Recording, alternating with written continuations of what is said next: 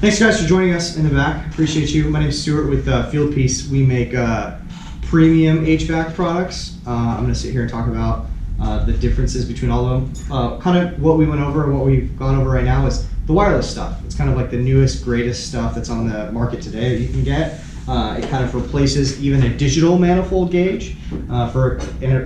Really what it allows, what I was getting to with you guys, is that even though each one of these things, kind of is a really good product of themselves, combined and getting that wireless capability really allows you to be in a couple places at once. Because when you get out in the field, you're going to have these days where like a blower motor is going bad. So you hook up your you hook up your manifold gauge to the system, your condenser that's outside, and then you go upstairs to go work on the blower motor, and then you do a change, you change the fan speed, stuff like that. Then you have to go out of the attic and back down to your compressor to look to see what your pressures are, to go, okay, I didn't do enough change, okay, I have to go back and then look at it, versus doing this back and forth and you kind of just like look at it on your tablet and phone. Again, newest, greatest stuff that's out there. Moving on, this is a recovery machine. Anybody know what a recovery machine does? Can anybody guess what a recovery machine does? You can't answer for them. What does a recovery machine do? Huh? You guys in the back here are in EPA right now. Oh, so you guys should Out there know. with your recovery unit. Oh, and I know he knows. I've seen him before. What's a recovery machine do? It removes the refrigerant from the system. Perfect. What are some of the bigger problems that you run into when doing a recovery on a system, particularly when it's 105 degrees outside in Modesto and you're on a rooftop? Here's how the recovery process works. We all learned about pressures and differences in pressures and what happens in different pressures, right? So the way a recovery works in a system is that the system pressure is higher than the system, or than the pressure that's in the bottle. Or really, this creates a pressure differential between the two, okay? But the problem is that if your tank is hot, because it's hot outside, the temperature of the tank rises, which means the pressure in the tank rises, which means it's harder to pull refrigerant out of the system. So a lot of guys, like an old school trick used to be that they would take their recovery bottle and stick it in a bucket of ice to drop the temperature of the tank to drop the pressure in the tank. So your recovery would go faster. So one of the things that we did to kind of make this easier is we put an extra large condenser, probably actually the largest condenser you'll find in any recovery machine on the market, to kind of alleviate this problem. So the condenser obviously drops pressure because you're condensing gas, right? Let me know if you guys get confused or lost, or I say something that doesn't make sense, ask me. I'm going to help you understand. It's my whole job, okay?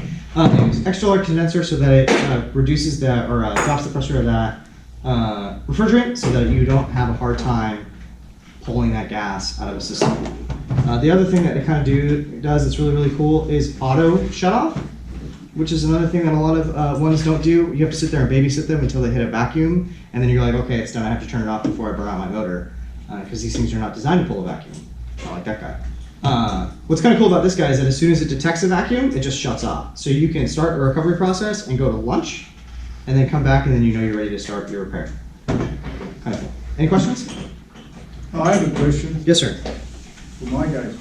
What does a condenser do? Reject heat. Okay. Perfect. Any guess on what this is? I kind of just said it, but if you can guess what it is, you win a prize. Vacuum pump. Boy, that's the biggest response I've ever heard from that guy. Congratulations. I can read. That's fantastic, as I've been pointed out. Next time I'll flip it around in the next class. Appreciate Well it. done. So this is a vacuum pump. A vacuum pump is used to pull a vacuum on a system to remove all condensable refrigerants and oils and all that stuff from a system, so that you can put brand new refrigerant into a system.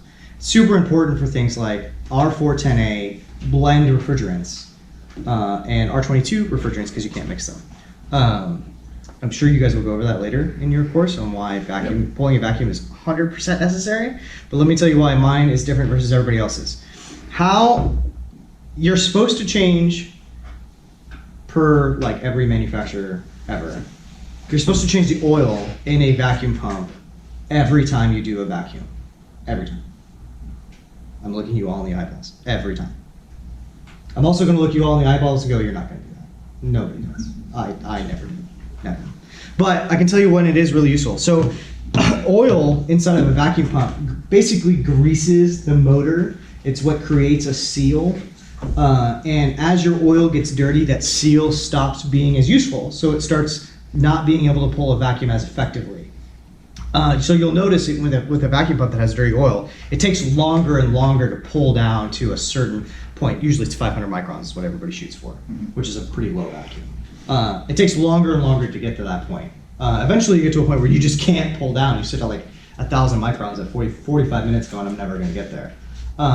So you have to stop your vacuum, change your oil, which is a dirty mess, depending on what kind of vacuum pump you have, and it takes like 5 minutes because you got to funnel it in there and drain it out. Draining it takes forever. And then you can restart your vacuum and start all over again. So the difference with ours and kind of what we did to make it more innovative is that you don't have to stop the vacuum. This will actually pull a vacuum without any oil in it for like 2 minutes. Don't ask me how it works. The engineers, I am convinced, are just wizards, and they just, I don't know, wave a wand and it happens. But what's really cool is that you can actually change the oil in this in less than 20 seconds. So down here there's 2 reservoirs. One reservoir is usually empty, and the other reservoir has spare oil inside of it.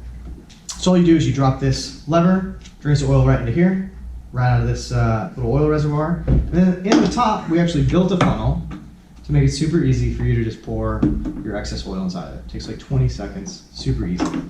It's really, really helpful when it's like 4 o'clock on a Friday, and this is like the 4th compressor change out you've had to do that day, and you definitely haven't changed your oil because it's a Friday and you just want to go the fuck home, and, excuse my language, and you just want to go home. And so being able to, like I said, change the oil while you're pulling a vacuum is kind of like a huge, huge time save.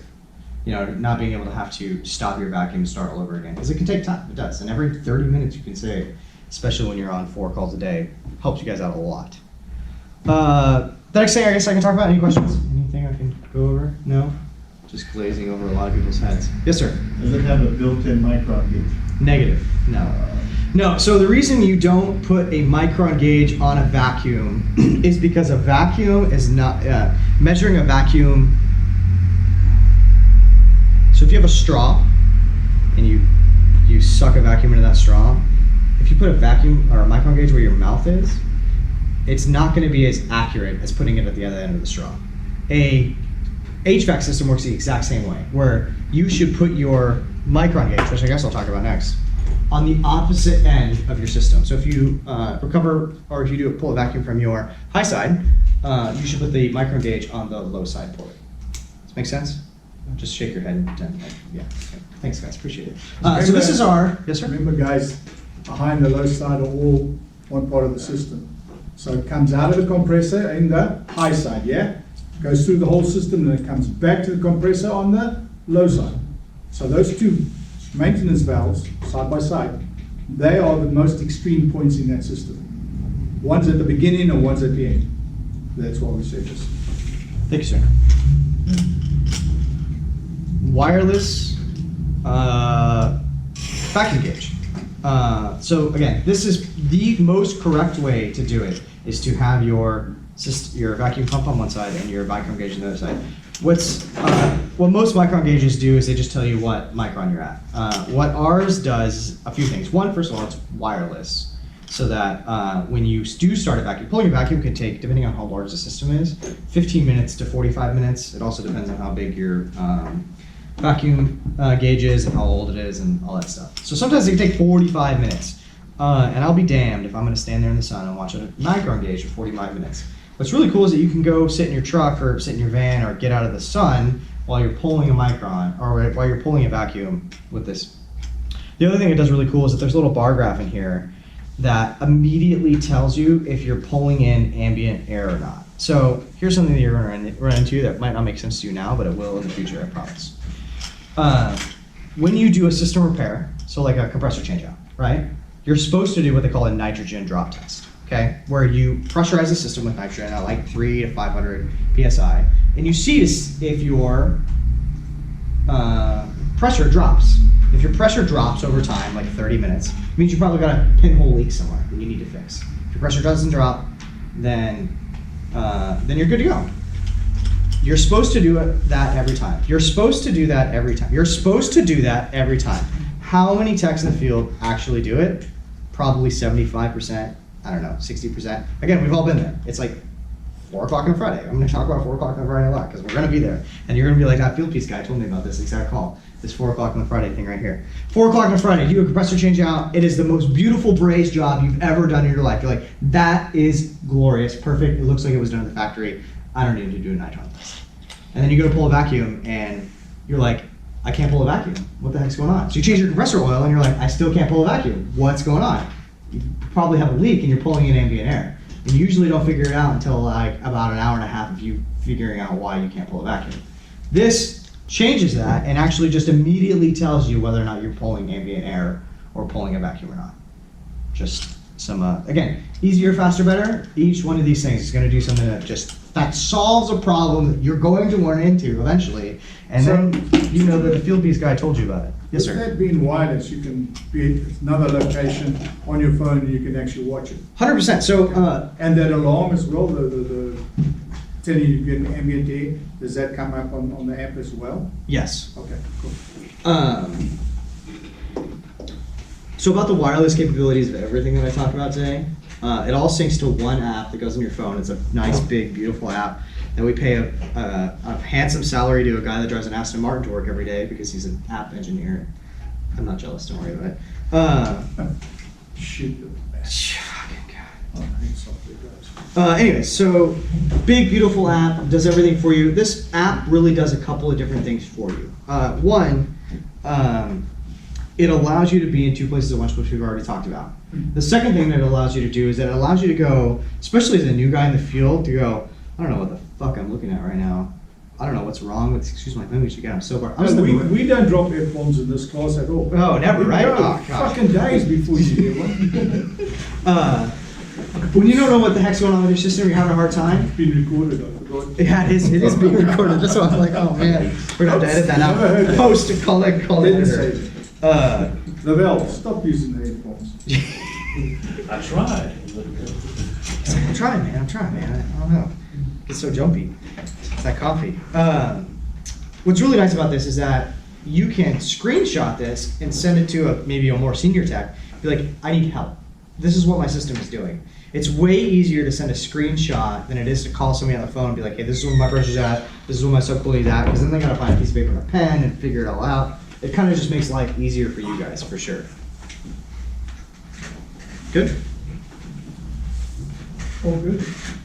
Yeah, I'm just listening. Oh, okay, right on, cool. The other thing that it does really, that's kind of nice is that it creates a PDF printout, which is like a screenshot of the system of what's going on with it. This does 2 different things. Have you guys ever heard of what CYA means?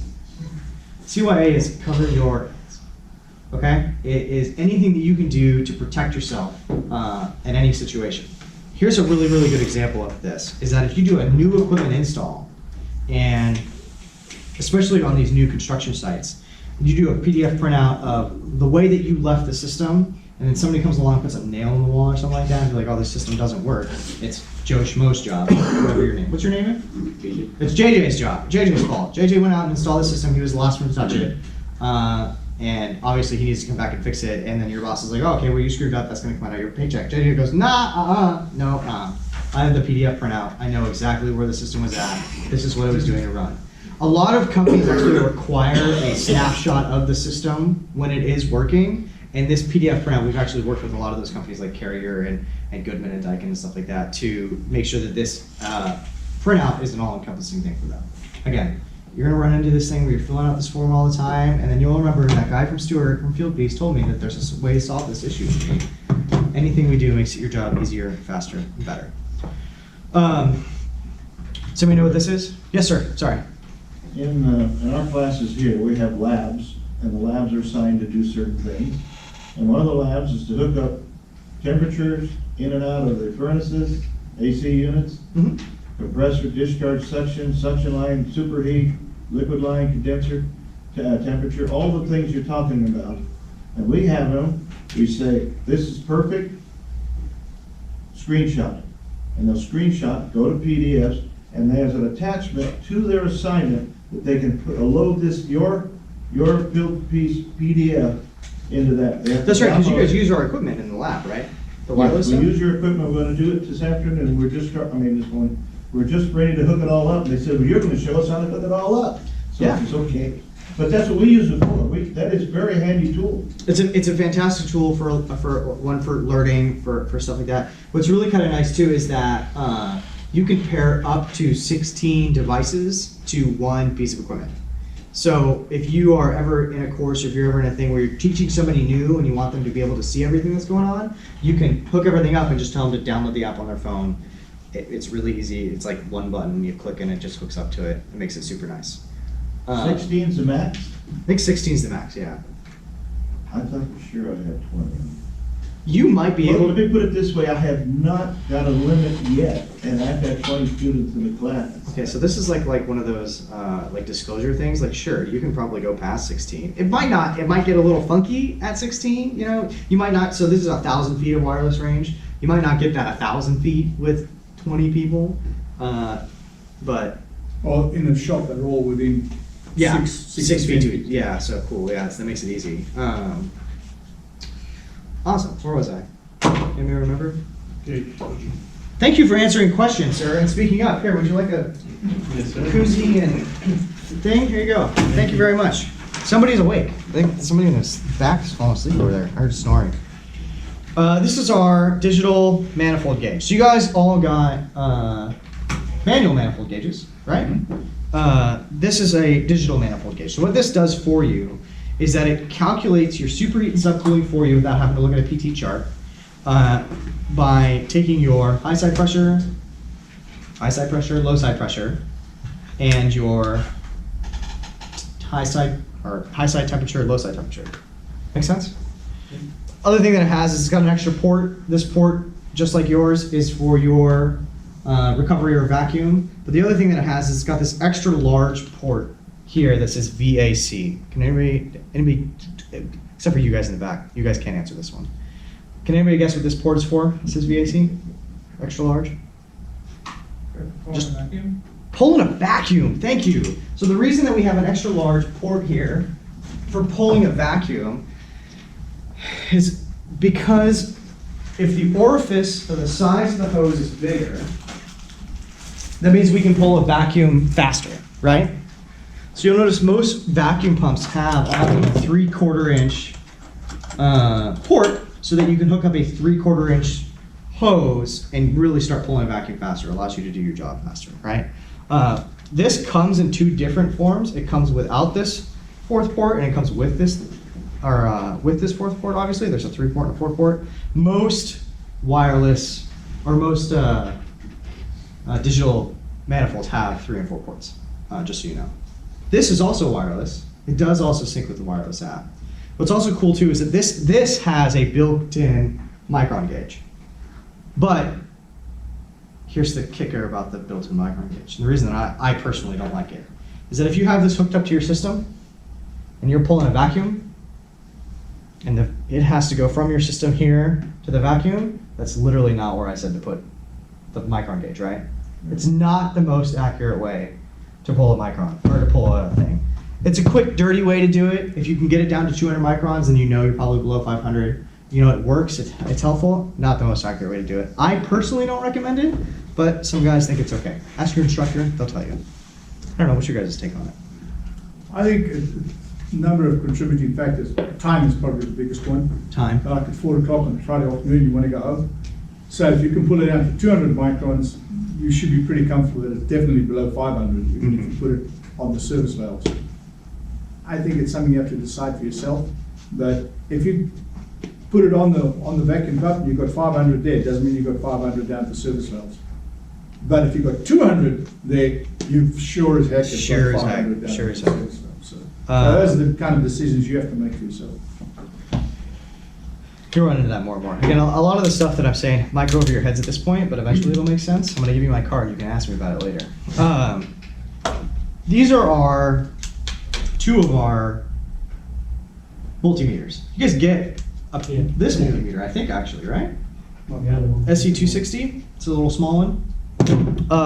What's different about Fieldpiece's multimeters versus literally any other multimeter that you can buy is that we actually build ours specifically for the HVAC market versus like Fluke or Klein or anything like that. They build theirs for electricians. So things like microfarads to test your capacitors, you'll never find on a meter that's like less than $350, except for ours.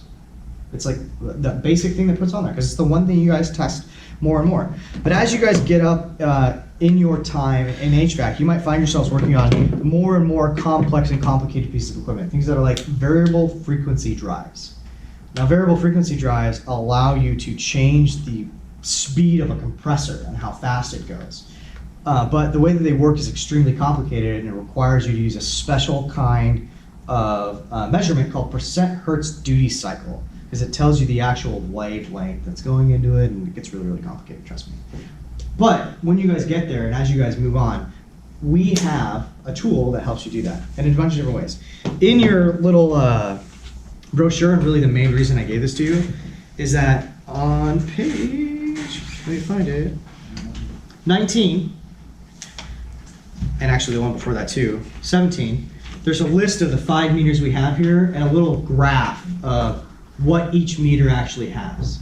So depending on what your current job is and what kind of equipment you're working on, there's a meter here for you, and then you can find whichever one you want and whichever one you need without having to spend a bunch of money on stuff that you don't need. Make sense? Cool. Any questions so far? Yes, sir.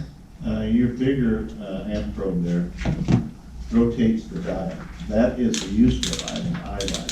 It is very useful, and it's got a light, which is super nice. Read that, and that gives you a position to move it so you can read it while it's hooked in. 100%. And what's really nice about this, there's 2 of them actually. This large one and there's another one. They're wireless. So what's really nice about that is that sometimes you have to see like what your amp draw is on your compressor.